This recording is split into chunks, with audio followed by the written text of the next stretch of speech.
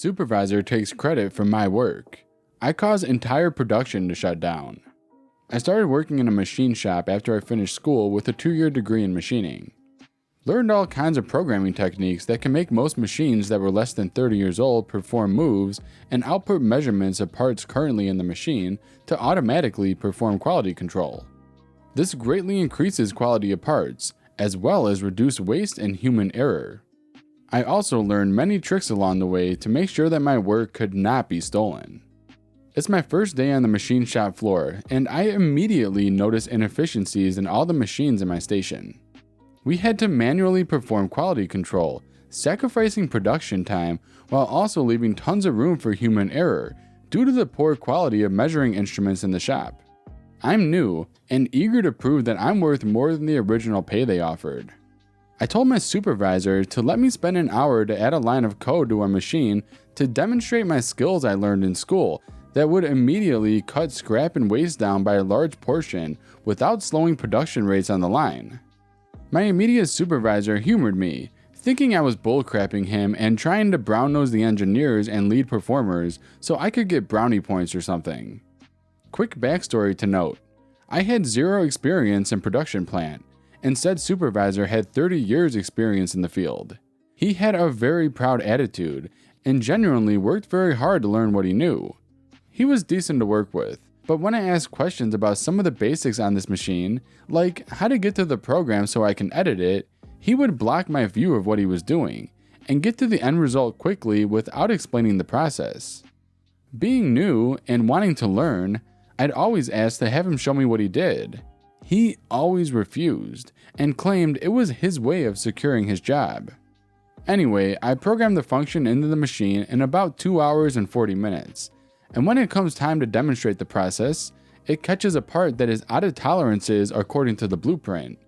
I also programmed the machine to output different messages, providing instructions to whoever the operator was on ways to resolve the issue if the part couldn't be salvaged, or to automatically adjust offsets of the tool that machined the feature that was found to be out of tolerances, and then rerun said operation, and recheck said feature to ensure quality. All of these functions were performed automatically, without any input from an operator. This is a pretty magnificent feature to have in production, and my supervisor knew that. The supervisor who observed the demo immediately went to report this to the higher-ups, who came to view the new feature I had implemented. As the next part was being produced, the quality check move initiated and found that the second part was also bad, and output a message to change tools X, Y, and Z. The managers were incredibly surprised that this was all done on an 18-year-old machine, and they looked to my supervisor to ask how he figured it out. Long story short, he took the credit and was given a raise on the spot. It didn't register to me that that's what happened until I went to ask if he was going to credit me for my work. He said, "Yeah, but you gotta put in the time to get where I'm at. It don't matter that you did the job, because without me, you never would have known how to do your fancy programming in the first place."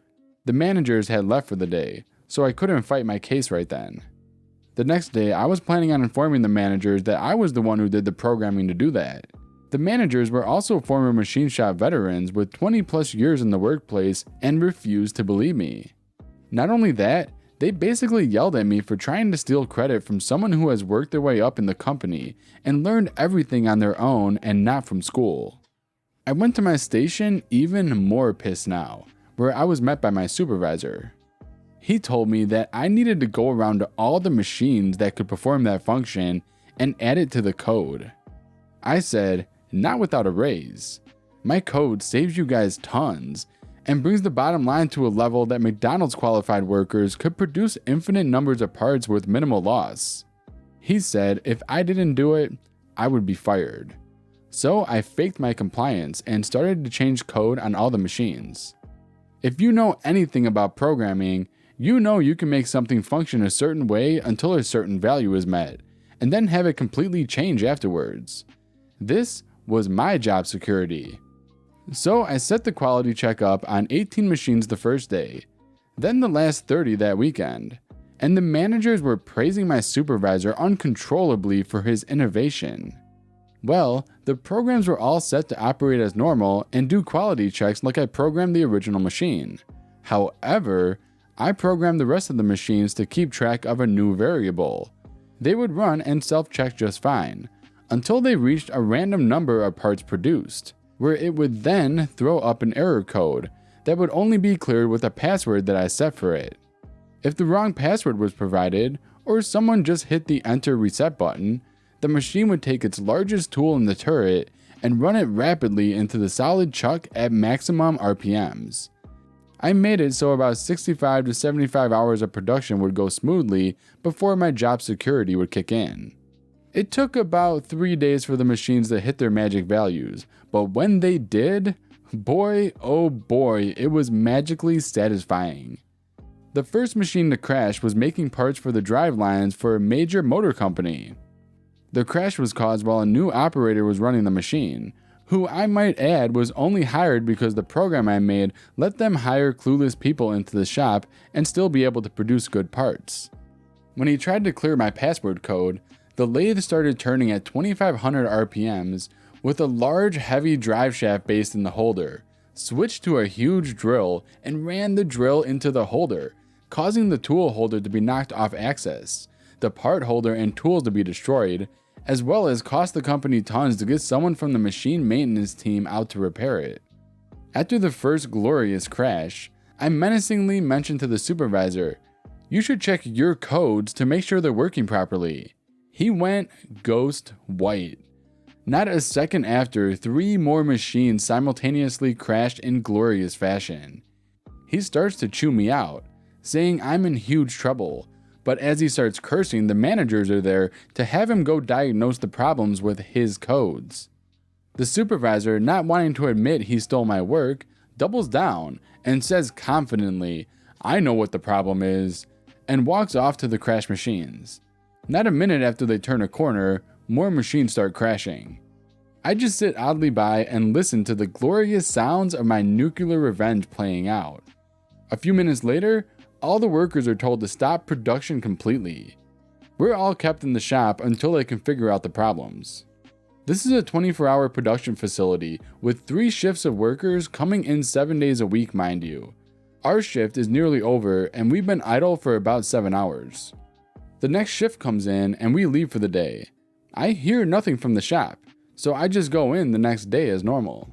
Turns out they tried to fire machines back up during the night shift and 18 more machines crashed like the others.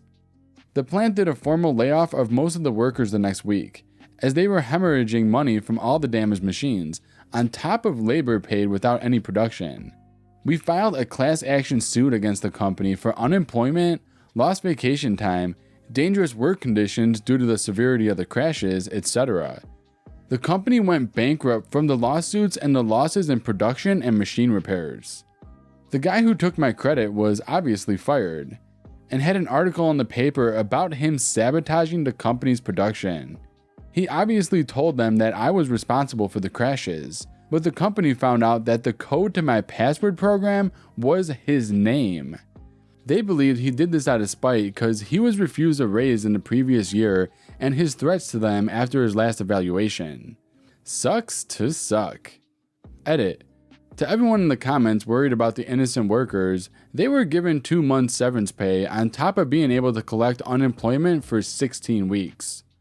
The severance pay outlined by the lawsuit took into account all the benefits the employees had before getting laid off. I do feel guilty that there was collateral damage. However, most of the employees ended up with the equivalent of about 6-month paid vacation. So there is a happy ending. I honestly didn't think the company would continue to try and run these machines when all the ones that my supervisor took claim to programming were crashing. That was their fault/greed trying to make money instead of fixing the problems before continuing production. Hey, you made it to the end.